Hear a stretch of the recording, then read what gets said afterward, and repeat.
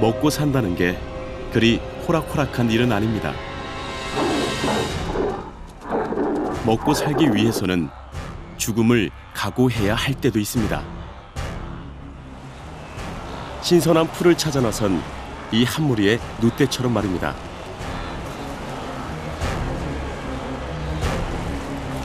삶을 찾아가는 길이 그대로 죽음의 길이 될 수도 있는 거죠.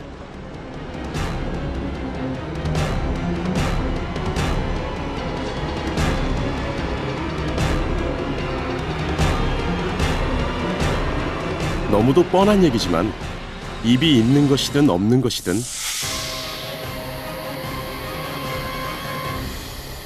살아있는 모든 생명체들은 먹어야 비로소 살 수 있습니다.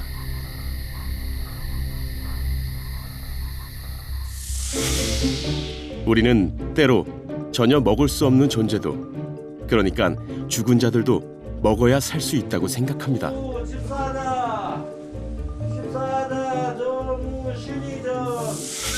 뿐만 아니라 나이도 먹고 수사장 김모 씨를 불구속 입건, 뇌물도 먹고 유명 동양화를 받은 혐의를 받고 있습니다. 욕도 먹고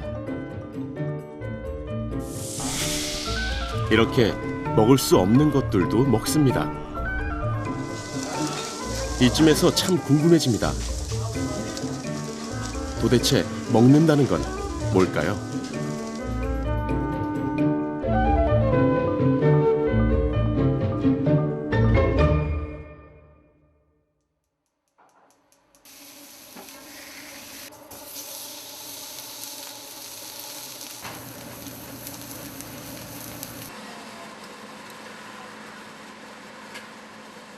먹는다는 게 뭔지 알기 위해 먼저 먹는 과정을 살펴봅니다. 우선 문제 하나 풀고 넘어가시죠. 우리 몸이 음식을 받아들일 때 가장 먼저 일을 하는 신체 기관은 어디일까요?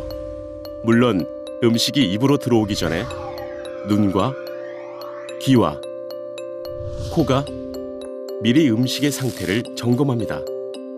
먹어도 되고 먹을 만한 음식이라고 판단되면 거의 무의식적으로 숟가락은 입으로 향합니다. 이제부터 먹기 시작하는데요. 맨 먼저 일을 시작하는 우리의 신체 기관은 바로 입술입니다. 입술은 아주 정밀한 온도계입니다. 이 음식을 입안에 들여놓아도 입안이 화상이나 동상을 입지 않을지 판단하는 거죠. 입술에서 통과해도 된다 하는 허락이 떨어지면 혀가 바통을 이어받습니다. 혀는 맛을 느끼는 일뿐 아니라 음식의 무게를 재는 일도 합니다. 그리고 이빨이 잘 씹도록 음식을 골고루 이빨 위로 올려놓는 일도 합니다. 이렇게 여러 가지 일을 하면서도 날카로운 이빨을 요리조리 잘도 피해 다치는 일이 드뭅니다.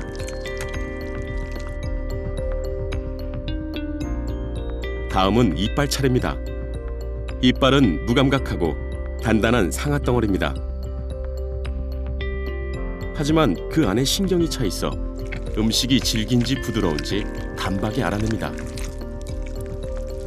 음식이 질기면 턱에 힘을 더 주도록 뇌로 신호를 보냅니다.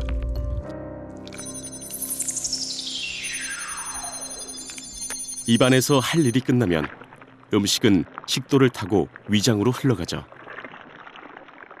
그러면 우리 몸속에 있는 오장육부가 이 음식을 화학적으로 더 잘게 분해해 세포가 흡수할 수 있는 상태로 만듭니다.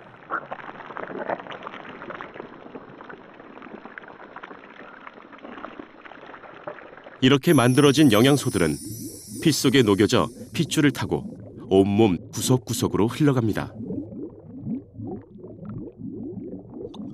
그렇다면 이렇게 어려운 과정을 통해 만들어진 에너지는 도대체 어디에 쓰이는 걸까요? 당연히 생명체인 인간이 활동하는 데 쓰입니다.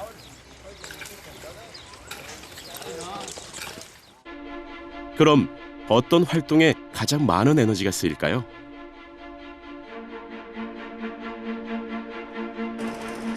놀랍게도 이 에너지의 대부분을 쓰는 활동은 걷고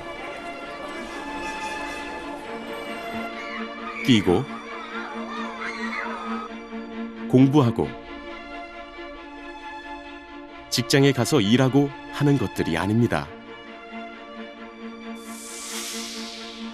대부분의 에너지는 음식 소화에 필요한 몸속 기관들을 유지하고 이 기관들이 음식을 소화시키는 데 쓰이는 겁니다. 먹어서 얻은 에너지의 대부분이 먹은 걸 소화시키는 일에 쓰이니 생명체는 말 그대로 먹기 위해 먹는 셈이죠. 물론 먹는다는 행위는 너무도 복잡하고 신비해서 이렇게 간단히 정리하는 건 무리입니다만 우리들의 이야기에 필요한 내용은 이 정도면 될 듯합니다.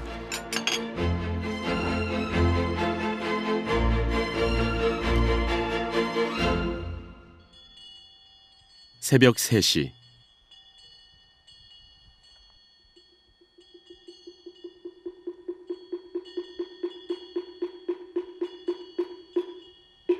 도량석과 함께 절집의 긴긴 하루가 시작됩니다.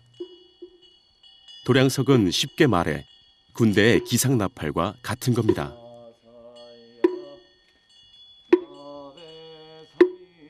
그러니까 절 안에 사는 대중들과 여러 신들에게 이제 일어날 시간입니다 하고 알려주는 거죠.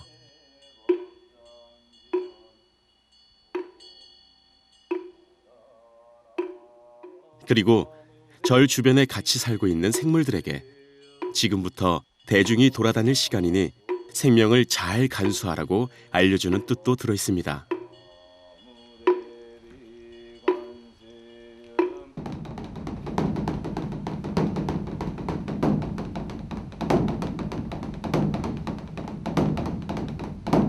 공양간이 본격적으로 바빠지는 시간이기도 합니다.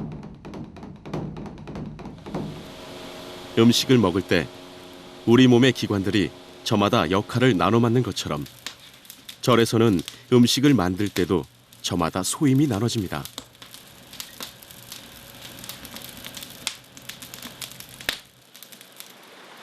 워낙 많은 식구들이 사는 곳이 절집이다 보니 일곱 대 105인분입니다.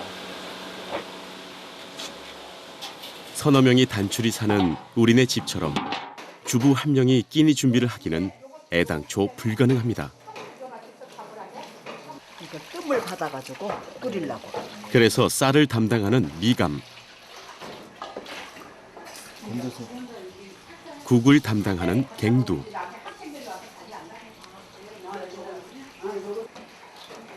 채소를 담당하는 채공 등 많은 소임자가 음식을 준비합니다. 큰 사찰의 경우 공양간에만 10명도 넘는 소임자가 있습니다.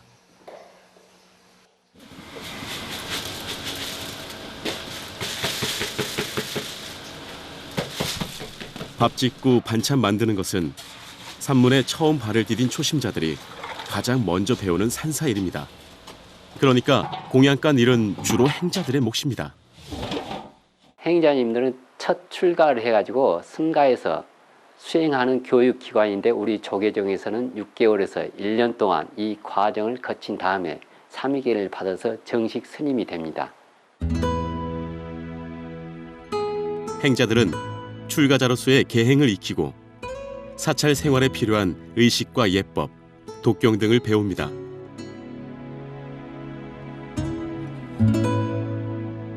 사찰에서 하는 모든 허드렛 일 또한 이들 담당입니다. 앞으로 평생 사찰 생활을 해나가기 위해서 꼭 익혀야 할 일들입니다.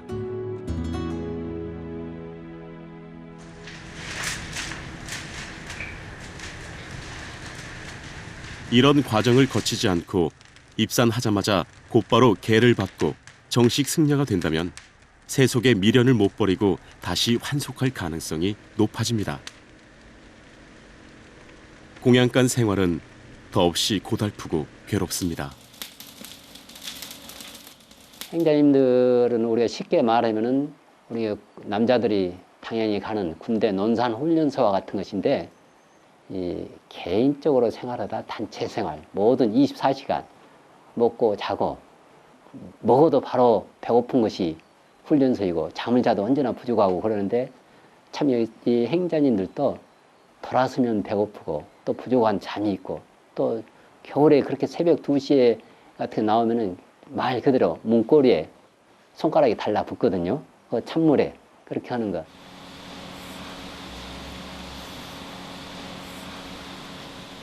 행자 과정이 이렇게 어렵다 보니 도를 이루겠다는 큰 뜻을 품고 산문에 들어온 수많은 스님들이 김이 줄줄 흐르는 공양간에서 김보다 더 뜨거운 눈물을 줄줄 흘리곤 했습니다. 예, 많이 누릅니다. 낫죠? 네, 어때요? 됐습니다. 됐죠? 네. 음식을 만드는 게 이렇게 어렵고 복잡하지만 그건 먹는 것에 비하면 아무것도 아닙니다.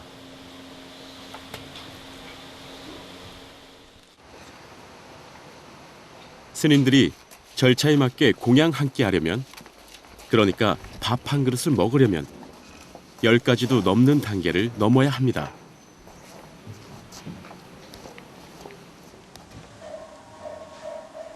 음식이 준비되면 큰 방을 담당하는 스님이 밥 먹자고 종을 칩니다.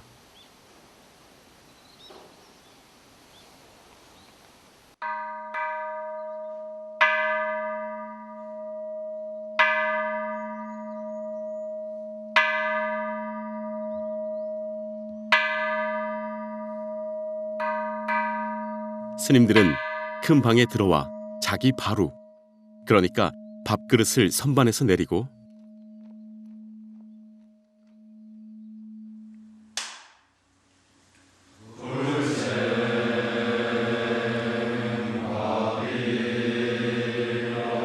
스님이 죽비를 한 번 치면 합장하고 부처님의 공덕을 찬탄하는 개를 외고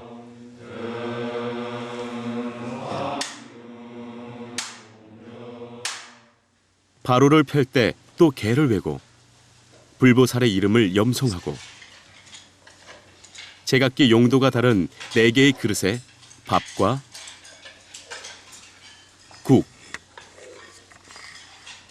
반찬을 나눠 담고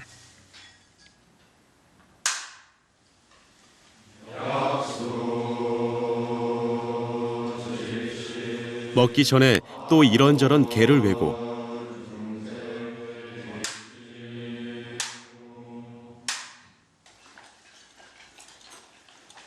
말없이 밥 먹습니다.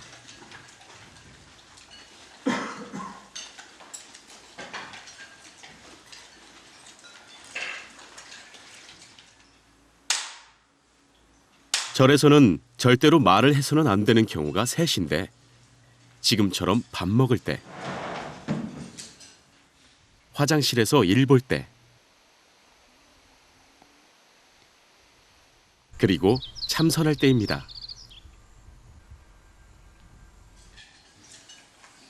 공양이 끝나고 나면 김치 조각이나 단무지로 자기가 먹은 그릇을 닦고 그 물을 마시고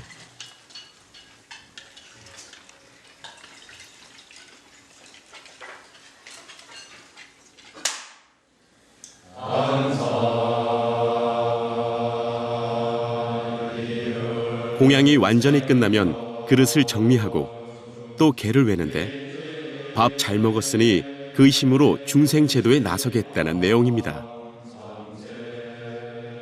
정말 복잡한 과정입니다. 그만큼 시주 은혜가 어렵고 무섭다. 그러니까 이제 성가에서는 일미칠근이라는 말이 있는데 이 한 톨의 쌀도 농부들이 7근의 땀방울이 들어가야 된다고 그러거든요. 그리고 이제 그 쌀 미자를 파자를 해보면은 88이라는 숫자가 나오는데 한 톨의 쌀도 농부들이 88번에 그렇게 손발이 가야지 우리 식탁에 올 수 있는 그런 쌀 한 톨로 무기가 됩니다. 작은 절에서는 이렇게 복잡한 절차를 그대로 지키지는 않습니다. 하지만 밥을 먹기 전에 하는 오관계만은 되도록 지킵니다. 5가지의 공덕을 관하는 개성, 이 음식이 어디서 왔는고, 내 덕행으로는 받기가 부끄럽네. 마음에 온갖 욕심 버리고 몸을 지탱하는 약으로 알아 도업을 이루고자 이 공양을 받습니다. 그런데 스님들은 왜 이렇게 복잡하고 어렵게 음식을 먹는 걸까요? 이 문제는 먹는다는 것은 무엇인가 하는 근원적인 질문과 닿아 있습니다.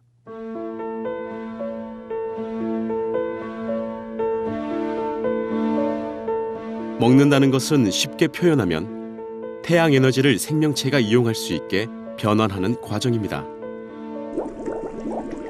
식물이 하는 광합성이 그것입니다. 광합성은 빛 에너지를 이용해서 이산화탄소와 물을 포도당, 단백질 같은 영양분으로 합성하는 일입니다. 식물들은 햇빛, 이산화탄소, 물만 있으면 스스로 영양분을 만들어 살아갑니다. 하지만 동물의 경우는 그렇지 못합니다. 광합성을 할 수 없으니 스스로 영양분을 만들 재주가 없는 겁니다. 그래서 동물은 식물을 먹음으로써 그 식물이 저장해 놓은 영양소를 먹거나 그 식물을 먹은 동물을 먹어야 합니다. 그러니까 어떤 생명체가 살기 위해서는 반드시 다른 어떤 생명체가 죽어야 하는 것입니다.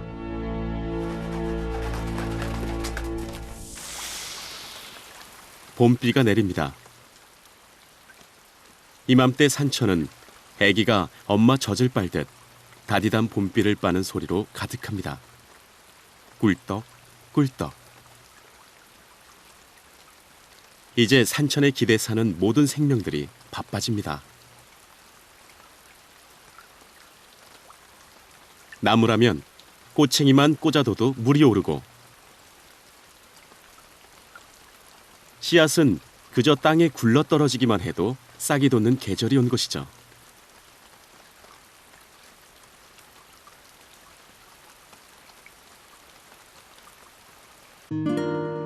이제 식물들은 본격적으로 살아남기 위한 궁리를 합니다.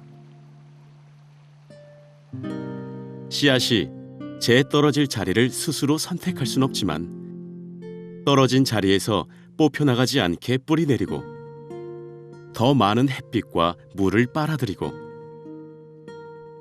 그래서 더 좋은 씨앗을 남기기 위해 모두들 치열하게 경쟁하고 보이지는 않지만 열심히 노력하고 있는 겁니다.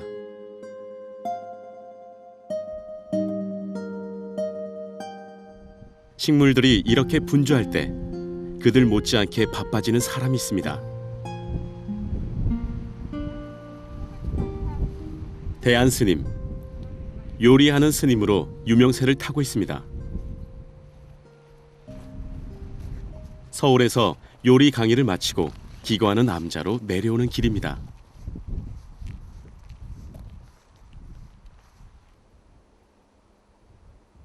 (1986년에) 출가했으니 승복을 입은 지 올해로 27년째가 됩니다.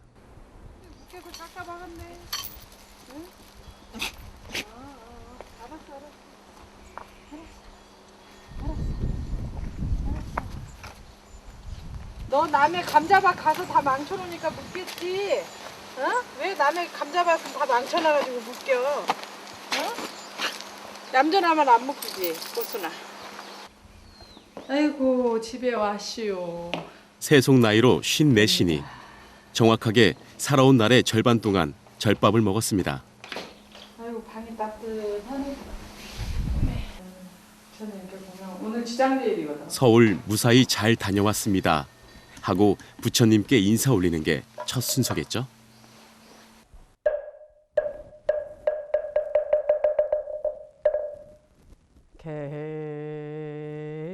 해양 정양 해양 머리 깎고 산으로 들어온 이유가 큰 돌을 이뤄 중생을 구제하겠다는 것이었는데 자꾸 암자를 떠나 속세를 드나드느라 수행에 전념하지 못하는 것에 죄스러운 마음이 먼저 듭니다.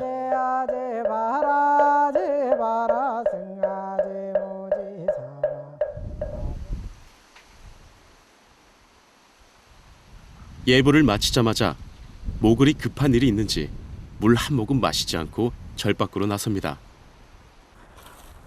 봄나무를 캐러 가는 길입니다. 아, 안녕하세요. 아이고야, 오가피 많이 땄네요. 할매, 보살님, 이따가 우리 밭에 모종 사오면 고추모 좀 심어놔야 되거든. 비닐을 씌우고. 오늘 하실 수 있겠어요? 네, 오늘. 봄나물은 워낙 나는 시기가 짧아 봄철 3번만 뜯으면 부지런한 며느리라는 말이 있을 정도입니다. 그러니 발걸음을 서둘 이유가 충분했던 거죠. 스님이 요리에 대해 관심을 갖기 시작한 것은 승려로 첫 발을 내디딘 해인사 시절부터입니다. 저희가 사실 공부하던 시절은 강원 생활에 참 4년 동안 기숙학원인데 일종의 그때 참 많이 배가 고팠던 것 같아요. 그래서 밥도 많이 먹고 글도 많이 읽어야 되니까 소리내서 하루 종일 글 읽으면 배고프거든요. 그러니 늘 먹는 거에 대해서 아쉬웠던 시절이에요.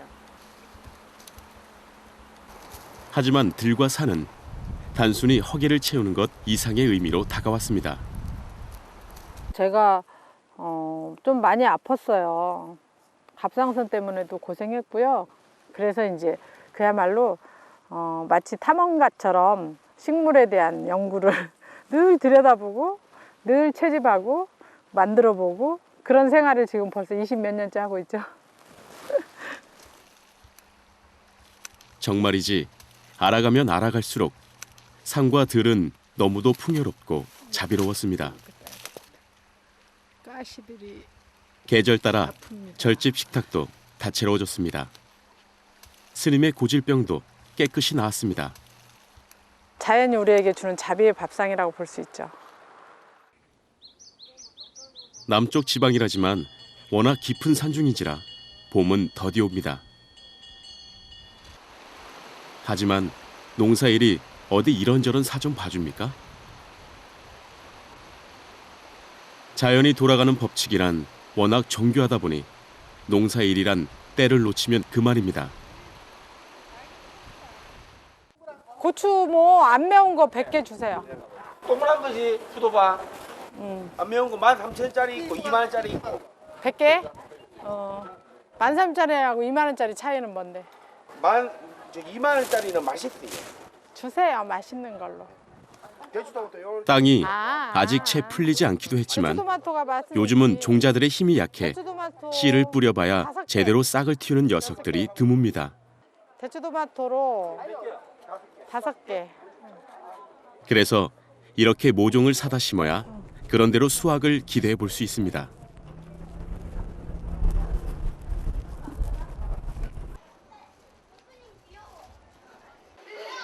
스님이 귀여워? 무섭지 않아? 어? 귀여워? 왜 어떻게 귀여워? 아니 안경 쓰고 뚱뚱하고 그러니 안경 쓰고 뚱뚱하고? 너 진짜 재밌다. 나 안 뚱뚱해.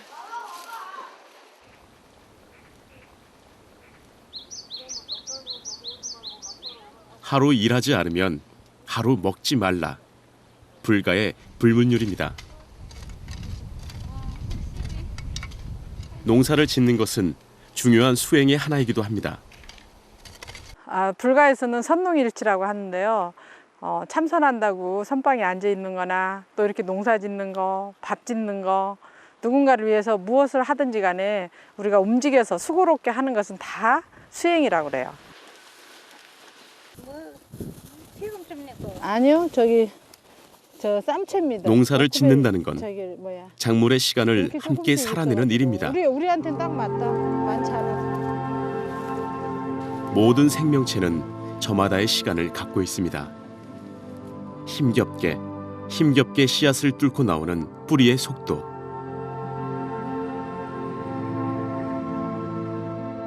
태양을 향해 힘껏 고개를 내미는 떡잎의 속도. 알을 깨고 나오는 애벌레의 차분한 속도. 느긋하게 진딧물을 사냥하는 무당벌레의 속도가 다 다릅니다. 이렇게 모든 살아있는 것들은 저마다 가장 적합한 속도와 시간을 갖고 있습니다. 그래서 비료 같은 걸 좀 안 쓰고 되도록이면 땅의 성분 그리고 바람과 물 이런 거에 의해서 농사를 짓는데, 그럴 때 지금 저렇게 그 코딱지 나물이죠. 광대나물도 저렇게 꽃을 피우는데 얘들은 항상 자연의 섭리에 순응하고 거부가 없잖아요. 얘 생명력이 발현할 수 있도록 우리가 기다려주는 것이 이제 농사거든요. 그런데 우리의 마음은 늘 내가 원하는 곳에 뭔가 항상 만들어져 있기를 바라는 마음이 인간의 욕심이거든요. 이렇게 우리는 점점 기다리는 일에 서툴러집니다.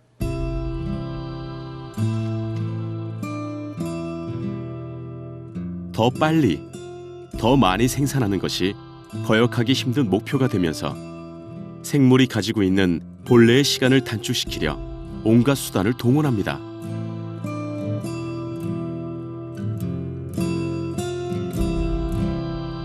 우리 인간의 사정만 일방적으로 강요할 뿐 채소의 사정을 봐주지 못합니다. 관행농업이 너무 성하다 보니까 철없는 음식들이 많이 나와요.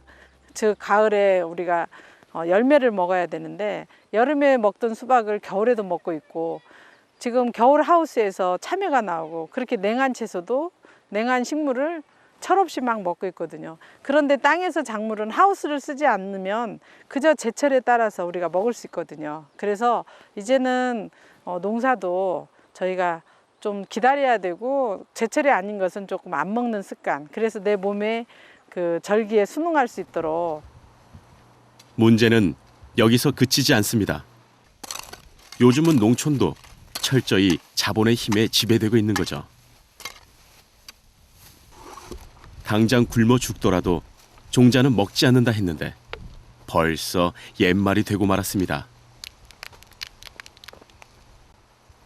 제가 이곳에 처음 들어올 때만 해도요, 종자를 이제 저희가 취나물도 그렇고 또 이런 오이나 호박도 다 씨를 받아서 그 다시 이제 봄 되면 이렇게 심고, 고추 역시도 그 고추 씨를 우리가 이렇게 해서 키워서 했는데요. 지금은 종자가요, 일종의 그 우리가 가지고 있는 종자들을 그 뭐라고 그러죠? 그걸 로얄티라고 그러나요? 그런 걸 내고서 그 모종을 사고 있고, 이게 지금 가을에 고추를 따서 그 씨를 내려고 해도 싹이 안 나요.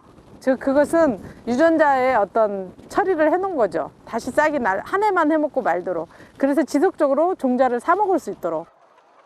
이래저래 우리는 자연적인 것에서 멀어지고 기다리는 일을 견디지 못합니다. 이 말은 함께 살아가는 일을 견디지 못한다는 얘기입니다. 왜냐하면 함께 살아간다는 것은 기다리고 또한 기다려주는 일에 다름 아니기 때문입니다.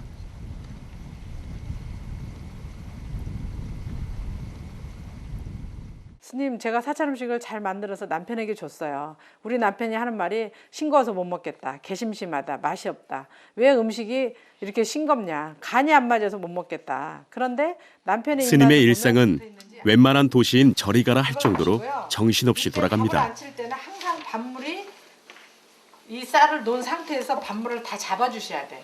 서울, 광주 같은 곳으로 나가 잡아주셔야 돼요. 요리 강의하는 그래야만이 것만으로도 감칠맛이 몸이 살아납니다. 모자랄 지경이지만 철순물하고요. 암자로 찾아오는 수강생을 내칠 수도 없습니다. 호구버섯하고 청원고추. 자, 제가 할게요. 중탕간장 만들게요. 물 좀 냄비 하나 주세요. 요즘 들어 절 음식에 대한 관심이 부쩍 높아져 스님의 강의를 듣기 위해서는 몇 달을 기다려야 합니다. 해볼게요. 딱 넣어야 돼요.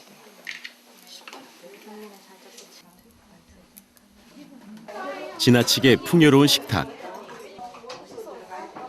어디에서 누가 기른 건지 알 수 없는 식재료가 주는 불안을 사찰 음식으로 걷어내려는 주부들이 줄을 서기 시작한 것입니다.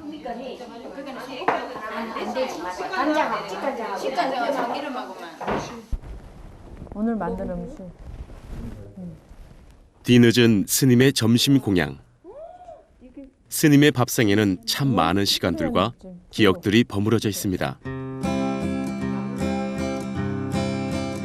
무럭무럭 익어가는 벼 사이를 뛰어다니던 메뚜기의 시간. 들판 채소에 쏟아지던 별빛들의 시간. 소쩍새 개구리와 만나던 시간과 그 기억들 말입니다.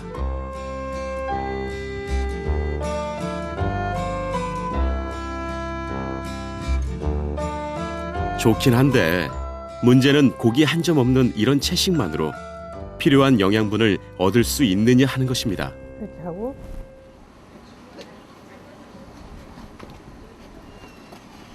자비를 중요한 덕목으로 치는 불교에서 죽어가는 생명체도 살려내야 마땅하거늘 나 살자고 살아있는 목숨 거두는 일은 생각도 할 수 없죠.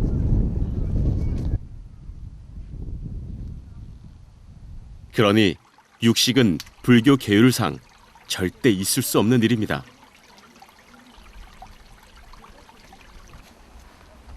바로 여기서 문제가 생깁니다. 그러면 단백질을 어디서 얻느냐는 거죠.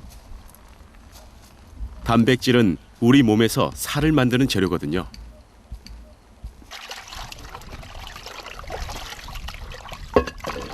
불가에서는 그 해결책을 콩에서 찾았습니다. 콩은 소고기보다 단백질이 풍부합니다. 소고기의 단백질 함량이 20% 정도인데 비해 콩은 그 2배인 40%나 됩니다.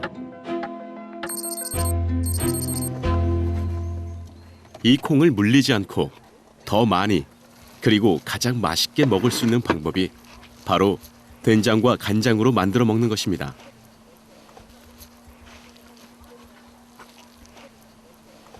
음식도 보통 이제 채소에서는 이제 제일 영양소 중에 가장 중요한 요소가 이제 단백질을 섭취하는 그런 부분인데 우리 이제 교육상으로 그 육식의 단백질을 이제 섭취를 못하니까 이제 콩이라 하는 이게 그 콩으로 인해 가지고 단백질을 섭취하는 부분이 있습니다.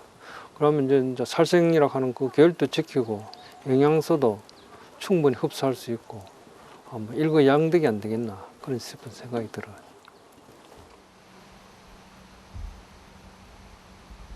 게다가 인공적인 양념을 쓰지 않는 절 음식에서 콩으로 만든 된장과 간장은 다른 어떤 것으로도 대체할 수 없는 최고의 조미료이기도 합니다. 그래서 메주를 쓰고 장 담그는 일은 절 일 중 가장 큰 일입니다. 이게 다 치대서 1년을 숙성을 시켜야 먹는 거니까 지금 바로 못 먹어요. 1년 음식의 맛과 영양은 전적으로 이 메주와 장에 달려있다 해도 틀린 말은 아닙니다.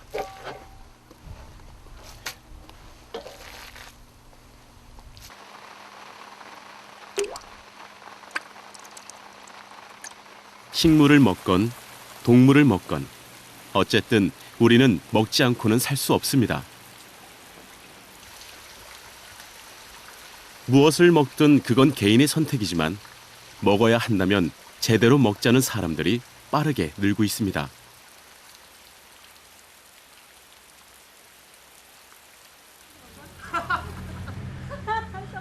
3월 말의 어느 하루 전라북도 남원에 자리한 실상사.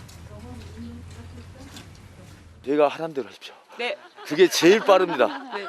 그리고 그 책임은 또 저희가 지기 때문에 아무리 좀 어설퍼도 아직 선생님들 보기 어설퍼도 일머리를 따라줘야 돼요. 네. 그래서 시작하겠습니다.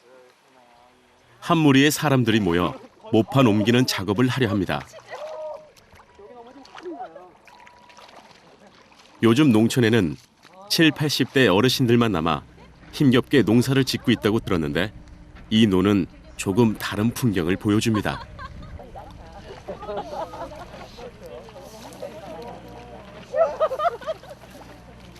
유난히 젊은 사람들이 많이 눈에 띕니다.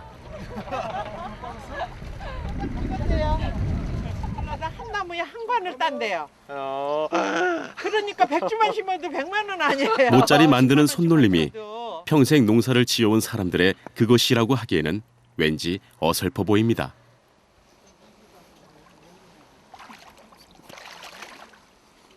그렇습니다.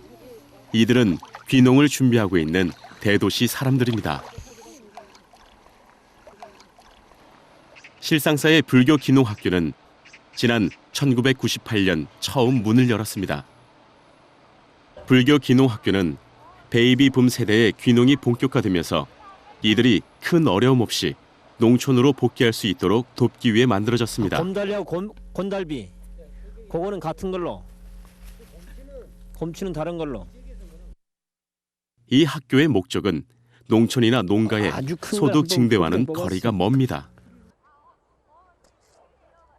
그리고 현실적으로는 이제 도시와 농촌이 공존해야 되고, 공존하기 위해서는 균형과 조화를 이루어야 되는데 지금은 공존 체계 또는 균형 체계가 완전히 깨져버렸습니다.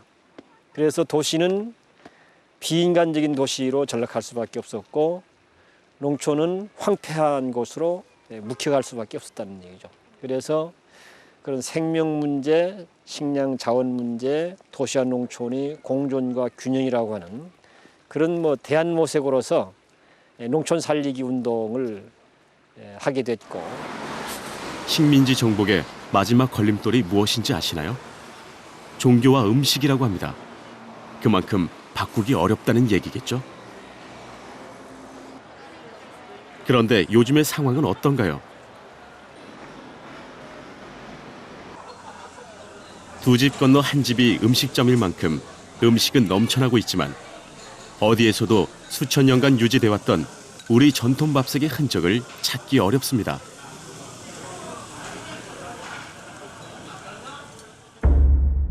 우리는 이제 이 음식들이 어디에서 왔는지, 누가 길렀는지, 그 본래의 모습이 어땠는지 알지 못합니다.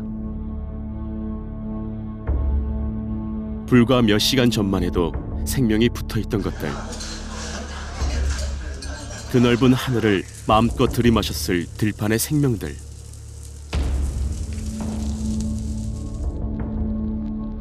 여기 진열된 먹을거리들 어디에도 생명의 흔적은 없습니다. 깨끗이 지워졌습니다.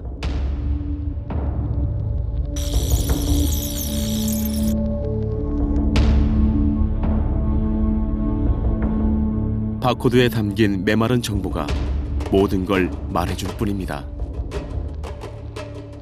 그래서 우리는 먹히는 것들에 대한 미안함이나 감사함을 느끼기 어렵게 돼버렸습니다. 이 모든 것들은 그저 상품에 불과하니까요. 그래서 도시인들은 음식을 먹으면서 동시에 불안을 먹고 있는지 모릅니다. 참 나약하고 위태롭기만 한 도시의 밥상. 아무래도 내가 심어서 먹을 수 있는 먹거리를 장만하면 이웃하고 나눠 먹기도 편하고, 왜냐면 누구를 뭘 사주더라도 이게 좋은 건지 나쁜 건지 모르니까 사주기가 좀 부담스러워요. 선물을 하고 싶어도. 저도 늦게나마 이제 그런 거 깨닫게 되고, 나는 이제 다 살았으니까 얼마 안 살아도 되지만 젊은 애들을 생각할 때는 그게 이제 좀 식생활이 좀 패턴이 바뀌어야 되겠다는 생각을 합니다. 이제 그래서 이제 귀촌을 꿈꾸게 되기 시작한 거죠. 지금 여기가 안 평평한 거 같아요. 여기 모인 사람들은 이런 상황을 벗어나야 할 때라고 생각합니다. 이 학생들은 자연과의 화해와 공존에서 그 해법을 찾았습니다.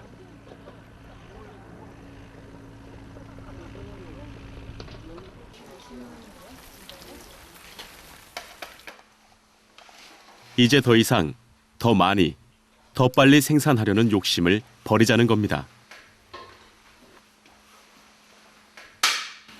이 음식이 어디서 왔는가, 내 덕행으로 받기가 부끄럽네. 자연을 정복하고 지배하고 독점하려는 생각은 결국 부메랑이 돼 돌아올 겁니다.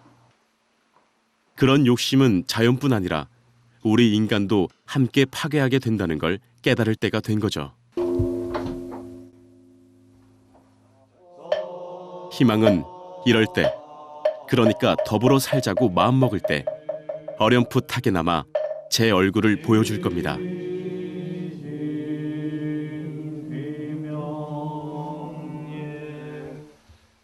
1인 1일 한홉. 46년 4월 한 사람에게 하루 한 홉씩 쌀을 지급하는 배급제가 실시되었다. 우리는 먹는 것과 관련해 일찍이 경험해본 적 없는 새로운 상황을 맞았습니다.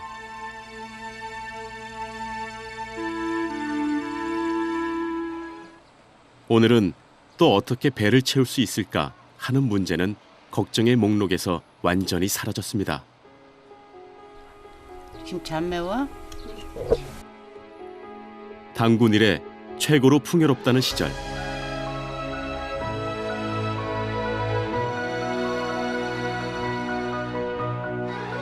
이제는 주체하지 못할 정도로 넘쳐나는 음식의 사태 속에서 어떻게 하면 덜 먹을 수 있을까 하는 문제로 고민하고 있습니다. 먹는다는 행위 그 자체를 되돌아보는 일, 먹히는 것들에 대해 잠시라도 진지하게 생각해 볼 필요가 여기에 있습니다.